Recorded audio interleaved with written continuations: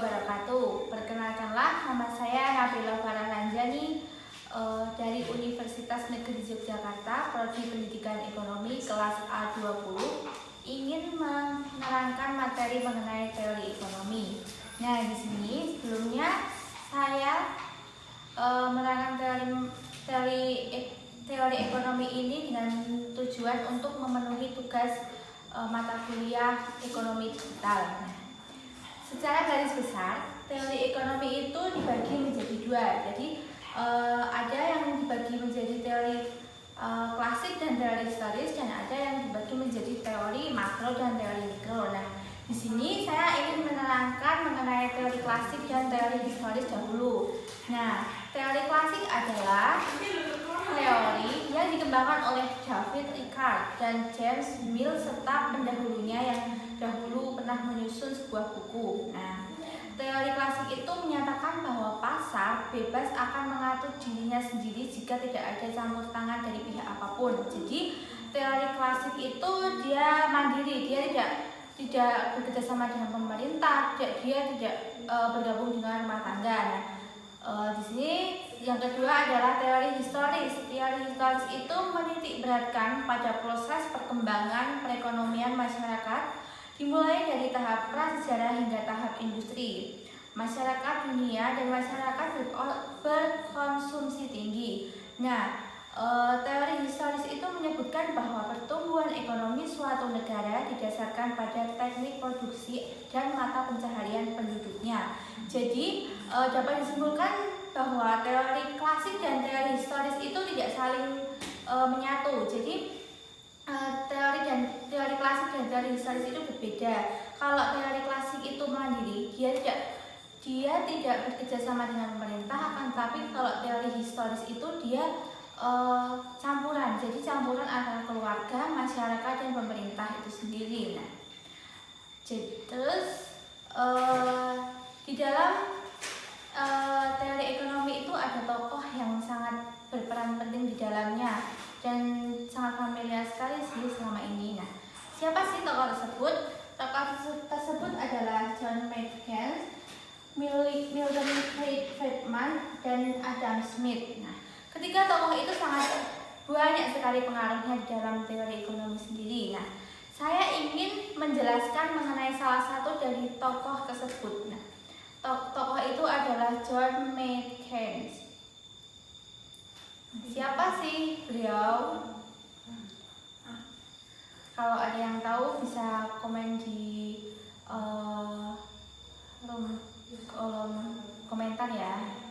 Nah, teori John Keynes itu atau bisa dengan teori Keynes atau teori Keynes adalah suatu teori ekonomi yang didasarkan pada ide ekonomi Inggris. Pada saat itu adalah pada abad 20. Nah, teori ini mempromosikan ekonomi campuran. Jadi, Keynes ini bekerjasama dengan teori historis. Jadi kan teori campuran. Historis tadi campuran antara masyarakat, keluarga, dan pemerintah. Jadi teori Keynes ini dia sangat menentang sekali dari teori klasik, karena teori klasik itu bersifat tidak ikut campur tangan pemerintah. Nah, gitu. Nah, terus teori ini mempromosikan suatu ekonomi campuran di mana baik negara maupun sektor swasta memegang peran penting, atau yang disebut dengan laissez-faire, suatu teori ekonomi yang berdasarkan pada keyakinan bahwa pasar dan sektor swasta dapat berjalan sendiri tanpa campur tangan negara. Jadi itu bertolak belakang dari teori klasik. Nah, terus teori ini menyatakan bahwa tren ekonomi makro dapat mempengaruhi perilaku individu mikro. Jadi makro dan mikro itu saling berpengaruh, beda dengan klasik dan historis. Nah, terus kesimpulan dari teori yang dikeluarkan oleh Keynes adalah bahwa tidak ada kecenderungan otomatis untuk menggerakkan output dan lapangan pekerjaan di kondisi full employment. Jadi atau di kondisi lapangan kerja penuh.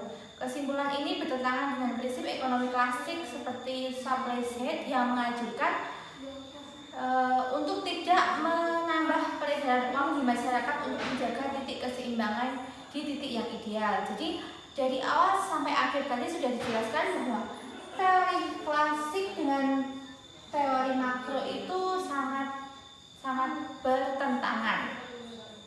Nah, lalu itu tadi teori klasik dan teori historis. Nah, sekarang masuk ke dalam teori makro. Nah, apa sih teori makro itu?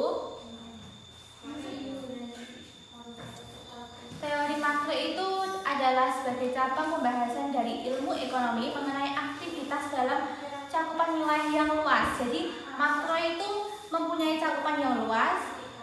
Dia melibatkan pemerintah atau negara dalam teori tersebut. Nah,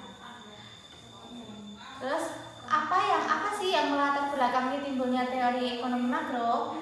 Nah, jawabannya adalah yang melatar belakangi timbulnya teori ekonomi makro adalah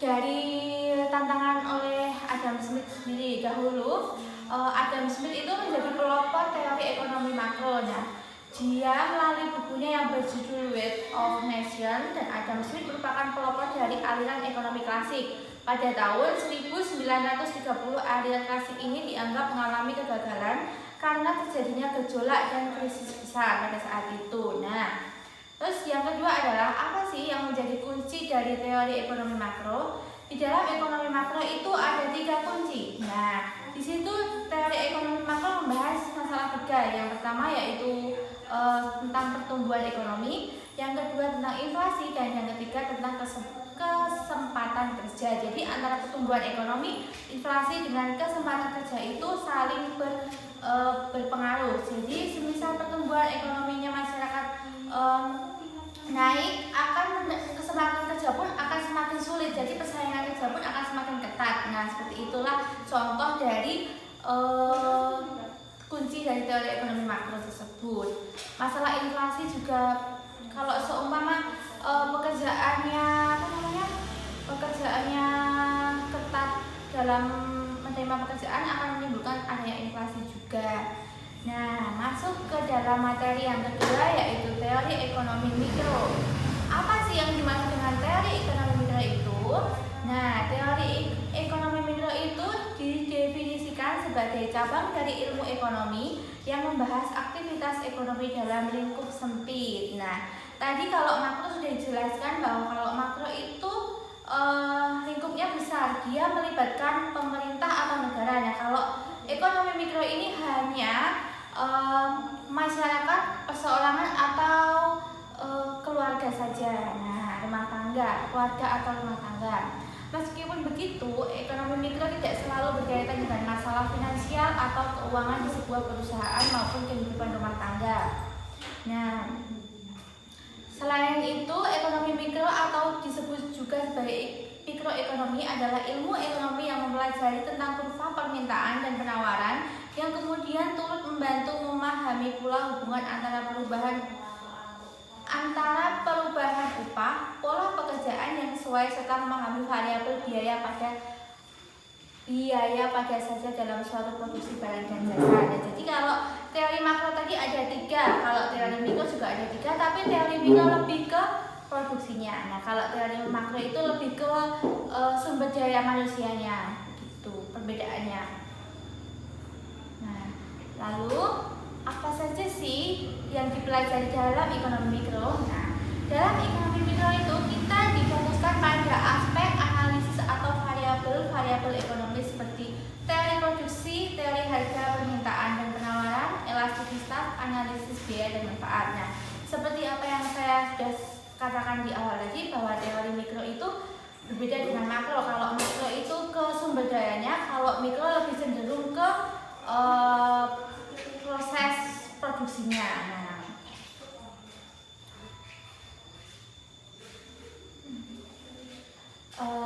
contoh kebijakan ekonomi mikro itu apa saja sih? Nah, kebijakan ekonomi mikro itu ada 2. Dia bisa kebijakan harga terendah dan harga tertinggi.